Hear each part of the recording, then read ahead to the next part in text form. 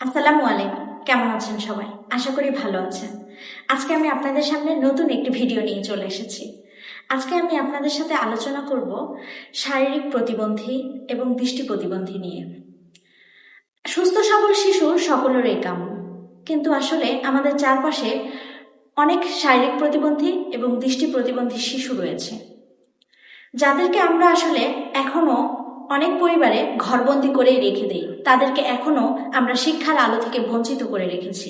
তাদেরকে আমরা সমাজে মানুষের সঙ্গে মিশতে দেই না। পরিবারের মানুষের সঙ্গে ঠিকভাবে দেখা গেল যে সবার সঙ্গে তাদেরকে আমরা মিশার সুযোগ দেই না।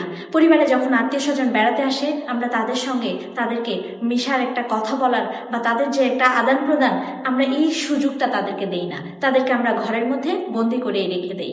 আমরা কবে এখান থেকে বের হব? আসলে বলতে পারেন, আমাদের এখনই সময় আমাদের এখান থেকে বের হয়ে আসা। যারা শারীরিক প্রতিবন্ধী রয়েছে, যেমন দেখা গেল যে অনেকের হয়তো হাতে পায়ের সমস্যা, বিকলাঙ্গ যেটাকে আমরা বলে থাকি। আসলে এই সমস্ত শিশুদেরকে আমরা প্রতিবন্ধী না বলে স্পেশাল অ্যাবল চাইল্ড বলতে পারি, কারণ তাদেরকে আমরা যখনই একটা অ্যাসিস্টিভ ডিভাইস বা তাদেরকে একটু যদি আমরা বিশেষভাবে তাদের একটু সেবা দিয়ে থাকি, বিশেষভাবে তাদের প্রতি একটু যত্ন নিয়ে থাকি, তারাও আমাদের সমপর্যায়ে হয়ে যাবে। যেমন দেখা গেল শারীরিক প্রতিবন্ধী যখনই আমরা বলি, স্নায়বিক কারণেও দেখা গেল যে অনেকে শারীরিক প্রতিবন্ধী হতে পারে, আবার দেখা গেল অনেকে জন্মগতভাবে হতে পারে। আবার দেখা গেল একটা সময় হয়তো সে শিশুটি ছোটবেলা থেকেই সে শারীরিক প্রতিবন্ধী ছিল না, কিন্তু একটা সময় দেখা গেল সে কোনো দুর্ঘটনায় শারীরিক প্রতিবন্ধীর শিকার হয়ে গেছে। কিন্তু আমরা তাদেরকে দেখা গেল যে এখনো আমাদের সমাজে তাদেরকে আমরা হেইভাবে দেখি। কেন? আমাদের এখান থেকে আমাদের এখন বেরিয়ে আসার সময়। আমাদের উচিত আমরা তাদেরকেও সমপর্যায়ে সমান সুযোগ দিব।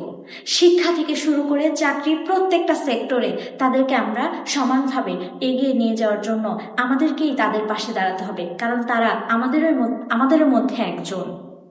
এখন যদি আমি দৃষ্টি প্রতিবন্ধীর কথা বলি, দেখা গেল যে এখানে কিছু থাকে যে ক্ষীণ, মধ্যম, এবং দেখা গেল কিছু থাকে একেবারেই কিছু দেখতে পায় না। আবার অনেকে আছে দেখা গেল তারা অনুভব করে যে আলো আছে, এবং তারা যখন রাস্তায় হাঁটে তখন আশেপাশে তারা অনেক কিছু জিনিস বুঝতে পারে, কিন্তু তারা হয়তো দেখতে পায় না। আর একেবারেই আছে যারা একেবারেই অন্ধ, দেখা গেল যে সেটা সংবেদনশীল নয়, একেবারেই তারা কিছুই দেখতে পাচ্ছে না। অতএব আমাদের এখানে কিন্তু প্রায় 5টি স্টেপ রয়েছে। 5টি স্টেপের মধ্যে দেখা গেল যে যারা একটু ক্ষীণ বা দেখা গেল যে মৃধু, যারা একটু আলো দেখতে পাচ্ছে, তাদেরকে আমরা যতটুকু সম্ভব আমাদের তাদের পাশে আমরা দাঁড়ায় তাদেরকে যদি আমরা সেই ডিভাইসগুলো দিতে পারি, তাহলে তারাও দেখা গেল যে অনেকেই আমাদের মধ্যেও আছে যারা দেখা গেল যে হায়ার স্টাডিতে এসেছে। তাদেরকে কিন্তু আমরা যদি এইভাবে এখনো অনেকে যে প্রত্যন্ত অঞ্চলগুলোতে যারা আছে তাদেরকে যদি আমরা তুলে নিয়ে আসতে পারি, তাহলে আমাদের দেশটা অনেক দূর এগিয়ে যাবে। আমাদের উচিত সবাইকে একসঙ্গে নিয়ে সামনে এগিয়ে যাওয়া।